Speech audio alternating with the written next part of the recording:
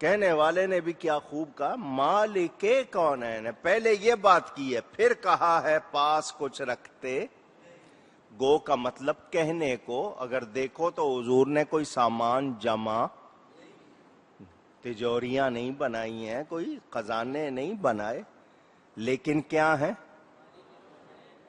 کونین دونوں جہان مالک ہیں۔ اور کس نے بنایا ہے مالک؟ اللہ نے بنایا۔ سامان دیکھنے میں نظر آتا، یہ شعر اور زیادہ سمجھ لو، حضرت ابو ہریرہ رضی اللہ تعالی عنہ حضور صلی اللہ علیہ وسلم کی بارگاہ میں آئے، حدیث شریف ہے، حضور مجھے بھولنے کی بیماری ہو گئی ہے، نسیان، بھول جاتا ہوں باتیں، میرا شوق ہے آپ جو فرمائیں وہ مجھے یاد رہے۔ بہت زیادہ حدیثیں حضرت ابو ہریرہ سے مروی ہیں، حضور آپ جو فرمائیں مجھے یاد رہے، میرا حافظہ، میری یادداشت اچھی ہو جائے، میں بھول جاتا ہوں۔ حضور صلی اللہ علیہ وسلم نے یہ نہیں فرمایا یہ خشکی کی وجہ سے ہو جاتا ہے، یبوست، خشکی ہو گئی ہے، کوئی گھی وغیرہ کھاؤ، خالص گھی، دیسی گھی کھاؤ، کوئی بادام روغن کا استعمال کرو، کوئی دودھ زیادہ پیو، یہ بھی نہیں، حضور نے یہ بھی نہیں فرمایا جاؤ کسی علاج کرنے والے کے پاس، میرا کام آیتیں سنانا ہے، یادداشتیں ٹھیک کرنا نہیں ہے، نہیں، حضور نے فرمایا ابسط ردا کا یا ابا ہریرہ، اے ابو ہریرہ اپنی چادر پھیلاؤ، ابسط ردا کا یا ابا ہریرہ، آپ کو چادر تو ہوتی ہی نہیں نا آپ کے پاس، آپ لوگ تو آج کل ٹی شرٹ پہنتے ہو، اگر کوئی لینا پڑ جائے تبرک کہاں لوگ؟ فرمایا چادر پھیلاؤ، حضرت ابو ہریرہ نے چادر پھیلا دی، میرے نبی نے ہاتھوں کے لپ، کچھ لوگ لپ کہتے ہیں، کچھ بوک کہتے ہیں، یوں لپ بھر بھر کے نا جیسے کوئی چیز ڈالتے، بظاہر کچھ نظر، بھر بھر کے اس طرح حضور نے اس چادر میں ڈالنے شروع کر دیے، کچھ نظر،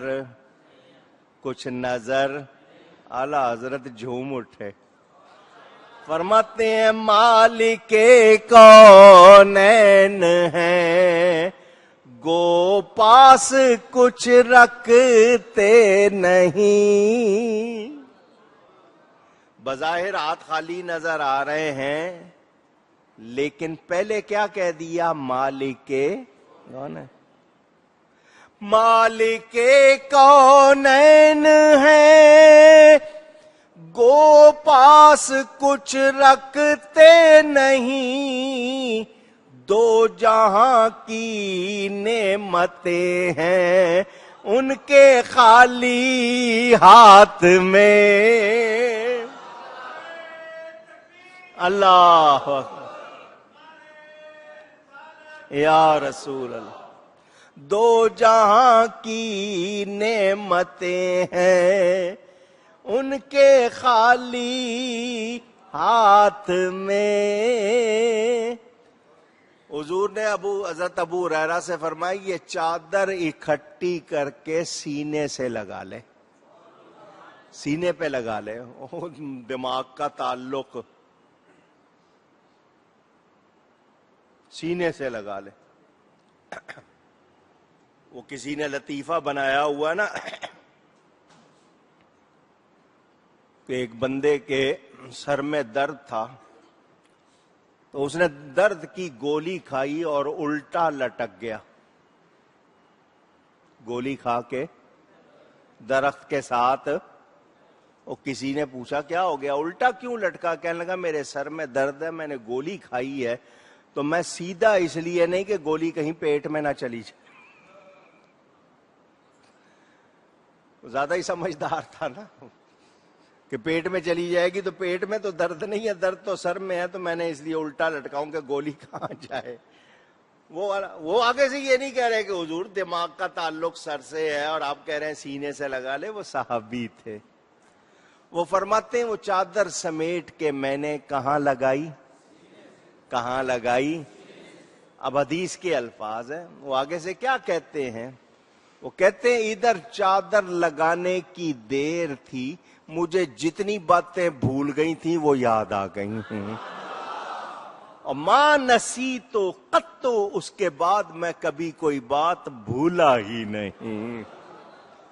اب بظاہر ہاتھ خالی ہیں، لیکن ماننا پڑے گا اس میں قوت یاداشت نبی ڈال رہے تھے یا نہیں ڈال رہے تھے؟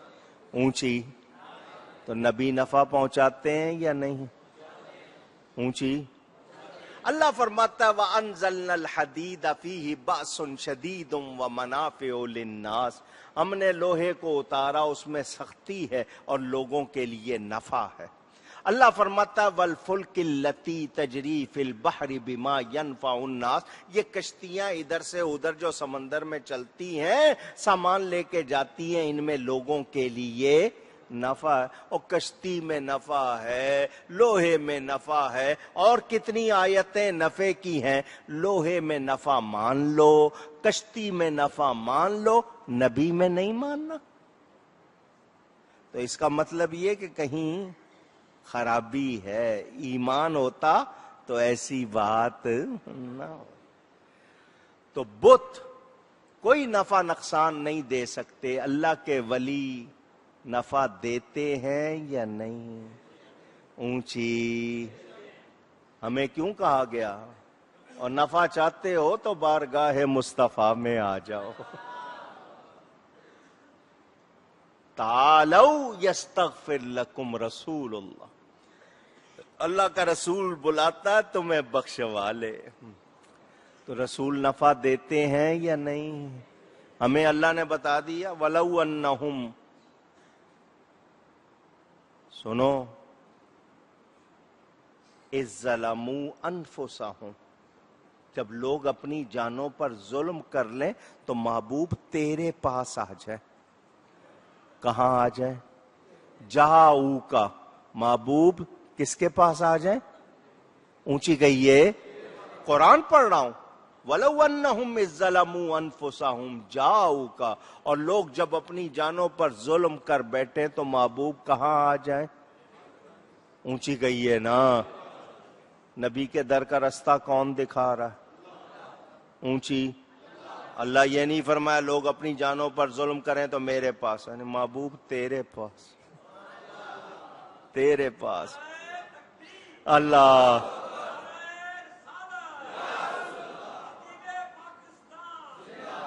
رب کا قرآن پڑھ رہا ہوں، وہ فرما رہا ہے محبوب کس کے پاس آ جائے؟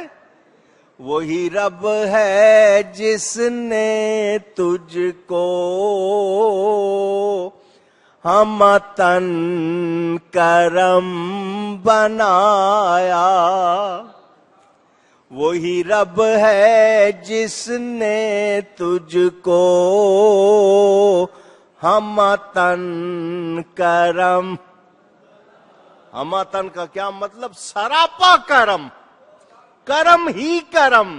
وہی رب ہے جس نے تجھ کو ہمتن کرم بنایا، اور ہمیں بھیک مانگنے کو تیرا آستاں بتایا، ہمیں بھیک مانگنے کو تیرا آستاں بتایا، تجھے حمد ہے خدایا۔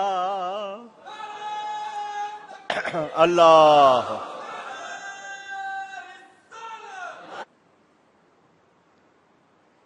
وہ جو کہتے ہیں نفع نہیں دے سکتے، نقصان نہیں دے سکتے، یہ نہیں کر سکتے، وہ نہیں کر سکتے،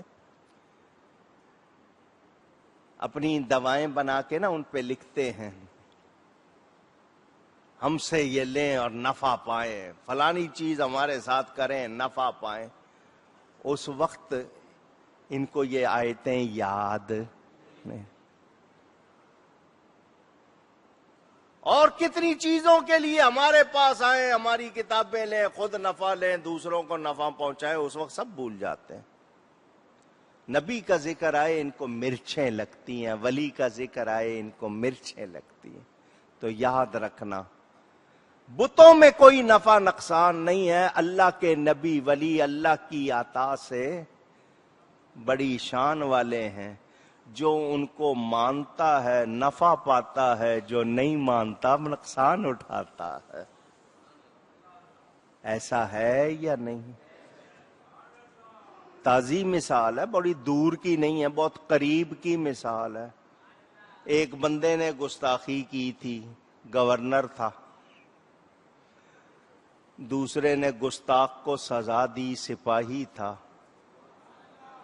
گورنر کا بڑا نام تھا، بڑا چرچا تھا، سپاہی کا نام تک کسی کو نہیں معلوم تھا۔ آج گورنر کو پوچھنے والا کوئی نہیں، اس سپاہی کو دنیا یاد کر رہی ہے یا نہیں ہے؟ کچھ فرق نظر آیا؟ یہ لوگ جو انکار کرتے ہیں ان کے پاس ایمان نہیں۔ یہ گفتگو جاری ہے، سورہ فرقان شروع ہوئی ہے، انشاءاللہ باقی بیان آئندہ۔ گفتگو میں کوئی غلطی ہوئی ہو اللہ کی بارگاہ میں توبہ کرتا ہوں۔